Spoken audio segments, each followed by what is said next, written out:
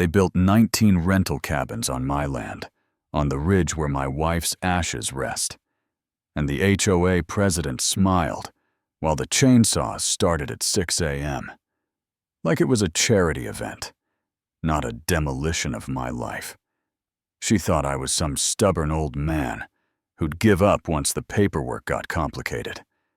What she didn't know was that every single booking she bragged about was already flowing into my account, and the look on her face when that truth landed. Yeah, that happened.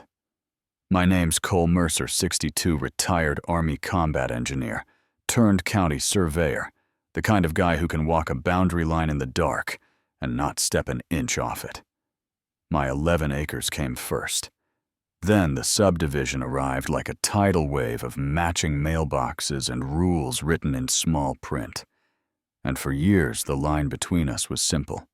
My fence, my trees, my hill, Sparrow Ridge. That's what my wife Lily called it. The place the sun hits first, and the wind sounds like soft radio static through the grass, and under a big white oak. We said our last goodbye to her. One afternoon, I pulled up in my old F-150 and saw a laminated pink notice zip-tied to my gate, so tight it carved little crescents into the wood. Violation trespassing, remove your fence or we'll remove it and send you the bill. I said it out loud in the cab, just to hear how stupid it sounded, you know what I mean. I didn't tear it down, I left it as evidence. Then I walked the line like I've done my whole career and found bright orange stakes hammered 100 feet inside my property. A mason string, pretending to be a new border fresh gravel laid where deer tracks used to be. Blue flags for water, red for power, all the signs of a build that thinks it won't get caught. I went to the HOA office tucked behind the pool. The air smelled like chlorine and lemon cleaner, and behind the desk sat the queen herself. Madison Kerr hair, shellacked into place, clipboard centered like a badge. Mr. Mercer. How can we help you, we said, with that practiced smile. So I slid the notice my deed and a folded plat map across and pointed to Parcel 9C. Your line ends here, mine begins.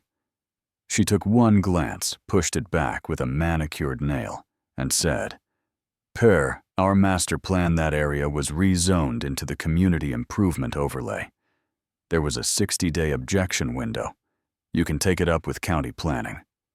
I turned to the glossy wall map. Saw Phase 3 colored a cheerful green labeled Future Nature Cabins, and in the middle was my parcel swallowed like a clerical magic trick. I left before anger made me stupid, got home, and at 6 a.m., sharp, I heard the dozers crawl up. The road, chainsaws started screaming, and I watched the crew take down the pines. Lily and I planted our first year, then circle the oak with a saw the size of a motorcycle, and when that tree went over, I felt it in my teeth. At the board meeting, I brought everything like a man packing for a long march. Deed tax receipts, survey prints under sheet protectors. My voice calm, because facts don't need yelling, but Madison banged the gavel. Said the objection window closed in March, and switched to a slideshow with big numbers and a new pool, while neighbors who used to wave over their hedges started imagining lounge chairs.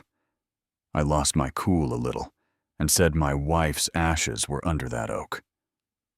They took yesterday.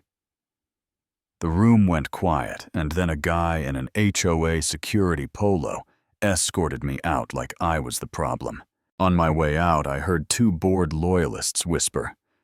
He almost had them, and the other said, "Doesn't matter. Cabins are pre-booked 3 months big. Payday, keep him quiet till the money's in, and that's when the anger cooled into something heavier. Resolve." I watched for a week from my porch with binoculars, noted every flatbed, bringing prefab walls, every crane swing. And I noticed something missing. No county inspector trucks, no spot checks, no sign-offs. so I launched the drone my son got me. For my birthday, flew a slow grid at 100 feet, like I used to walk transects, filmed septic trenches running where they shouldn't. Electrical conduits laid like spaghetti foundations, poured sloppy. And yeah, one pad poured over the stump of my oak like they were burying the evidence under concrete. I posted 2 stills to the official community group asking a polite question about permits. It gained traction, then vanished, and when I tried to comment again, I was banned for misinformation, which in my book means somebody's nervous. A day later at the Pine Shack Diner, I caught a conversation behind me. A young plumber named Gabe, telling the waitress the foreman wanted the drain field over a dry creek bed. One big storm, and the place would smell like a sewer. I didn't turn and preach. I just tucked that away as the safety angle over my property angle and went home to do the boring work, the kind that wins. I pulled old topo maps from before the subdivision, pinned drone screenshots to the contours, then dug into the county portal for permits. Not under the HOA, not under the developer. Nothing until I searched the marketing name itself. Sparrow Ridge Cabins, and up popped a comprehensive permit, pulled by Sparrow Ventures.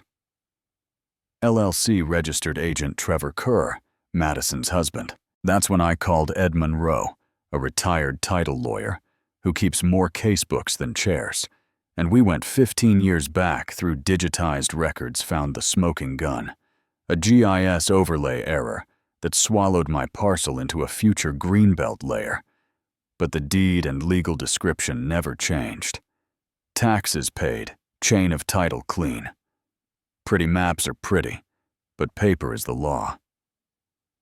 Ed grinned and asked if I wanted an injunction. I said no. Too slow, too loud. I wanted quiet. We filed a corrective deed notice and retitled the land into the Sparrow Ridge Trust, with Lily's name on it then. I packaged a clean dry packet for the booking platform. Lodge link, notice of ownership dispute, corrected deed. Plat, permit, mismatch. All the stuff a compliance team checks without drama. 3 days later, a 1-sentence email arrived. Payouts updated to the verified landowner. No sirens, no speeches, just a river changing course in the dark. Meanwhile, Madison did a little victory lap on the clubhouse green, lifted a glass, and told her circle they'd cleared $8 grand in week 1, and I nodded because she hadn't seen a dime. When she called a special meeting for revenue updates, she denied my request to be on the agenda, then stood in front of a slide that should have had bars, but didn't. The treasurer, Arthur, a nervous man who looks like he apologizes to furniture when he bumps it, said, bookings were there, but Lodge Link hadn't deposited any funds. Madison blamed a glitch and promised to call in the morning. That's when I stood up and said, calm as you please. It's not a glitch. The money is going to the rightful owner. Me. I walked up slow. Put the original plat on the projector, parcel 9C, clicked to the corrective deed, with the trust clicked to the state registry. Showing Trevor's LLC clicked to the Lodge Link email, confirming payout redirection. Then rolled the drone footage, showing septic, where it shouldn't be. And that foundation poured over the stump of my oak. Someone whispered, "Oh my God," and a retired attorney in the back said, "This isn't an HOA matter, this is criminal," and the room flipped like a switch. Murmurs, then chants, "Resign, resign." Madison banging the gavel to drown a tide that wasn't listening anymore. I figured that was enough. But desperate people don't quit.